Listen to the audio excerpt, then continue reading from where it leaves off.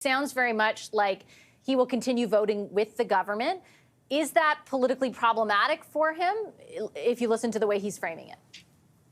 Well, it's doubly problematic, obviously, because he went through such a show of saying 22 times in one press conference that he was tearing up the deal with the Liberals, up supporting them ever since. So at some point, it lost all meaning. But he's referring to things that he did get. That's positive. But long term, how does he go to the doorstep in the next campaign and say, don't vote for the Liberals, they're no good, vote for us? And the question is going to be, well, if they're no good, why have you supported them for so many years? So it really is quite a difficult situation for the NDP. I think that Mr. Trudeau is playing it well. I think that he just simply keeps offering up the arguments that we're hearing there. I agree with Lisa when she says that ship's already sailed. When you look at very basic things of public administration, like the massive increase in the public service with nothing to show for it, the really structural debt that we're dealing with and the deficit constantly in Canada. Canadians are tired of that. It is a serious situation. And frankly, Poilievre is so good in the House. He's very good at getting the 5-second clip. And it really is a question of 10 cents on a bag of chips for 8 weeks and all the attendant costs for the shopkeeper who has to do and redo their cash registers with very little to show long-term for the average Canadian voter. So Trudeau's trying to plead that he's doing something. Poilievre's case has been made, I think, now for about a year and a half, and I don't think that the needle's going to change for the Liberals. Brian, it does seem like the Liberals, certainly in the House, want to keep talking about that GST holiday, which comes into effect on December 14th for 2 months. There's not less talk about the checks because there's some consternation about who ultimately they will end up or who ultimately will end up being eligible for them. But they are attempting to use that GST holiday as a wedge in the House with the Conservatives. To Tom's point, do you think that will be a successful political strategy for them? Yes, to some extent. I won't repeat sort of the analysis I provided, I think, the last 2 weeks that we've had our panel, in the sense that I think any political benefit will most likely be pretty short term, in the sense that it is a program that is pretty short term. I will add to my analysis, though, by saying that I think sometimes political parties will look at polling and they will ask a question straight up, say, would you support this? Yes or no? And often something like this, most people will be like, yeah, sure, why not? But I think sometimes politicians and political parties should be careful about the idea of just polling an issue in isolation, right? Because there's larger narratives attached to platform commitments, to programs, to the way in which you do things. And I just wonder in the macro and in the long term if this is really going to be much of a political benefit, A, because, again, it's a short-term thing, but B, also because I think people would just sort of say, yeah, I have affordability concerns that are legitimate. They've been here for years, and this feels like something that helps. Sure, it helps, but for 2 months. And I just don't know if that really goes to the heart of what people are concerned about. They want to see a sort of systemic approach to reducing their expenses and increasing their revenues. So I just don't know if this in the long term will help. And frankly, again, going to polling that's in isolation, I think they might be a little too eager to think this is going to be very popular. There's a sort of an interesting other layer to it as well, Lisa, in the form of this fall economic statement, which I have a good source telling me it is coming next week. Chrystia Freeland last hour went to great lengths to say that's not for sure. We don't know. I don't know how the House is going to go. But if, in fact, it does come forward, doesn't necessarily have to be introduced as legislation, but we will get a better picture of their spending, right? And the PBO was already saying they were blowing past the $40 billion deficit marker that they had set as their own fiscal anchor. And this is, the GST portion is just over $1 billion, but the checks would add more to it. Might that have any implications for them, or is the sentiment around that and the Liberals already baked in?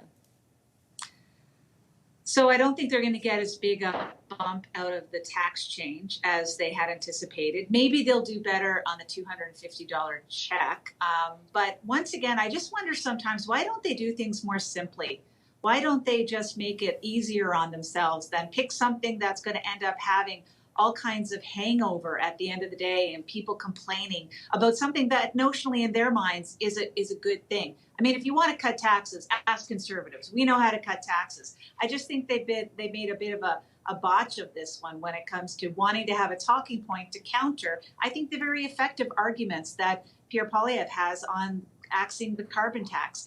The second part of the question, though, about whether or not it's going to be able to punch through and is it going to matter at the end of the day, I don't think so, Vassy. It's one of those things where we're rolling into the end of the year. The idea of what the Liberal government's going to give you is already baked in, regardless of what's going to happen in the financial update.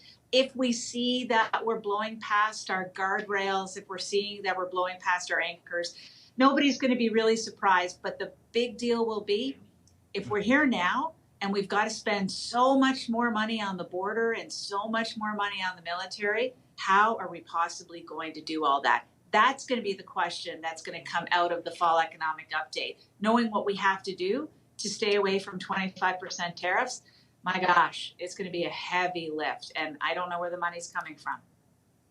It sounds like that information would be in the fall economic statement. Rob, should it be tabled? Because that's what Minister LeBlanc said last night. You know, it seems like there is an indication that they want to put more resources there. I mean, they don't really have a choice given everything Trump's doing, and that we'll see evidence of that in the fall economic statement.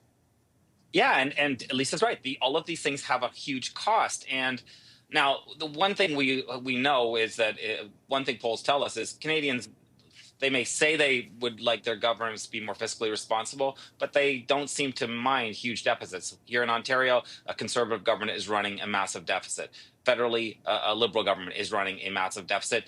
And I think Canadians don't want any service cuts. We want our cake and we want to eat it too. And I think that's a problem. I mean, I understand where Mr. Poilievre is coming from in terms of the need for restraint in the future, but he's going to have to make some very, very difficult choices that are going to hurt him at the polls as soon as he's elected, if presumably he wins the next election. And I think that's probably one of the safer bets around. But so it's just being in government is about making very, very difficult choices all the time. And I don't know how you get to 2% of GDP on defense spending and cut the HST for a holiday and give everyone $250, or at least 18 million working people $250, not retirees, as Brian keeps reminding us his dad. So it's just, you know, this is a problem. This is and I don't know how they wiggle out of it.